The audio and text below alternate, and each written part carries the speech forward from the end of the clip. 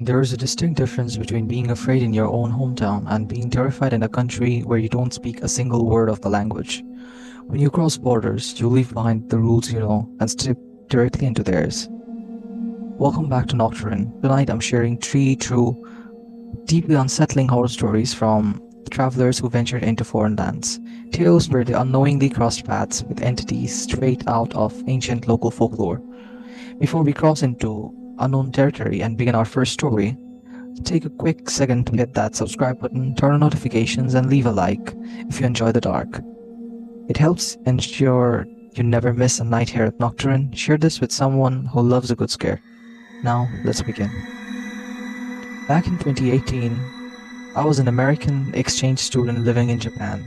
I wanted to get away from the neon lights of Tokyo and experience something authentic, so I decided to backpack through the rural parts of the Kyoto prefecture. I ended up renting a tiny traditional cabin right on the edge of a massive dense bamboo grove. On my third night there, around 2:15 a.m., I woke up to a bizarre sound coming from the grove right outside my window. It didn't sound like an animal I'd ever heard. It was this deep, mechanical, repeating masculine voice chanting, "Bo, bo, bo, bo." Curious, and honestly a bit unnerved, I got up and looked out the thin window pane. The bamboo stalks were incredibly high, blocking out most of the moonlight. But as my eyes scanned the darkness, I noticed something moving between the stalks. It was a head. I completely froze. My window was on the second floor of the cabin, nearly 15 feet off the ground. Yet, floating right outside in the bamboo was the pale, blank face of a woman with long, stringy back hair. She wasn't floating, though. As my eyes adjusted, I realized her neck and body were impossibly elongated, stretching all the way down into the dark grass below. She was looking straight at me, her eyes wide and completely unblinking. The mechanical boom, boom sound was coming directly from her throat, but her lips weren't even moving. I stumbled backward, hitting the floor hard. I hid in the far corner of the room, covering my ears as the rhythmic chanting literally circled the perimeter of my small wooden cabin for 3 straight hours. The second the sun finally rose, the sound vanished. I left all my heavy gear right there on the floor, sprinted to the nearest train station, and booked the first flight back to the States. To this day, I refuse to sleep anywhere near trees. Our second story takes us to the vast, isolated terrain of Western Australia. My friend Liam and I were on a massive road trip across the outback. We decided to pull our camper van off the main highway to spend the night camping under the stars near a cluster of ancient rock formations. By midnight, the desert had gone completely unnaturally silent. Not a single insect or night bird made a sound. It felt suffocating.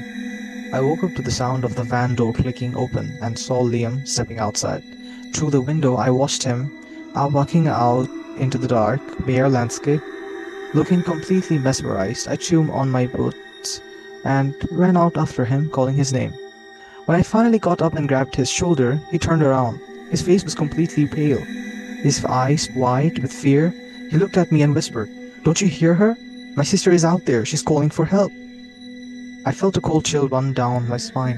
Liam's sister was thousands of miles away, back home in London. Suddenly, from the pitch black darkness of the rock formations ahead, a voice drifted out over the wind. It sounded exactly like Liam's sister, crying out, Liam, please, I'm lost. Come here. But as I listened closer, the illusion completely broke. The cadence was wrong. It was too repetitive, sounding less like a human and more like a predatory bird trying to mimic the words it didn't actually understand. I grabbed Liam by the front of his jacket and finally dragged him back toward the van. As we sprinted out, heavy, two-legged footsteps began thudding across the dirt right behind us, pursuing us out of the rock. We slammed the van doors shut, locked them, and tore down the dirt road and never looking back. Our final story takes place along a winding, unlit mountain highway just outside of Oaxaca, Mexico. I used to be a truck driver, and I was making a late-night delivery through a heavy, blinding rainstorm. As my headlights cut through the downpour around 3:45 a.m., I saw a solitary figure walking along the narrow shoulder of the road. It was a woman wearing a soaking wet traditional dark dress. Her back was turned to the road, and she seemed completely unfazed by the raging storm. Feeling a sudden wave of sympathy, I slowed my truck down and rolled the passenger window. "Do you need a ride, senorita? It's dangerous out here," I called out over the rain. The woman stopped walking. Slowly, she turned around to face me. Under the dim glow of my cable light, I realized with absolute horror that while she had the body of a normal woman, her face was completely monstrous. It was the long, decaying, fleshless skull of a horse, with rotting skin clinging to the jawline and hollow eyes that burned with a faint evil light. I screamed, slamming my foot all the way down onto the glass pedal. The truck roared forward, but as I glanced into my driver's side mirror, my heart stopped. She wasn't running. She was gliding effortlessly alongside my window at 60 miles per hour, keeping perfect pace with the truck, her skeletal jaw clicking open and closed in the dark. I covered my eyes with one hand, praying out loud until the truck finally reached the bright lights of a highway toll booth. When I looked up, she was gone. I quit my trucking job the very next day. When you travel, remember to respect the land you walk on, because some legends aren't just stories told to scare tourists, they are warnings. If you made it to the end, drop a comment letting me know which story crept you the most. Until next time, stay safe out there in the dark, until truth fades into silence.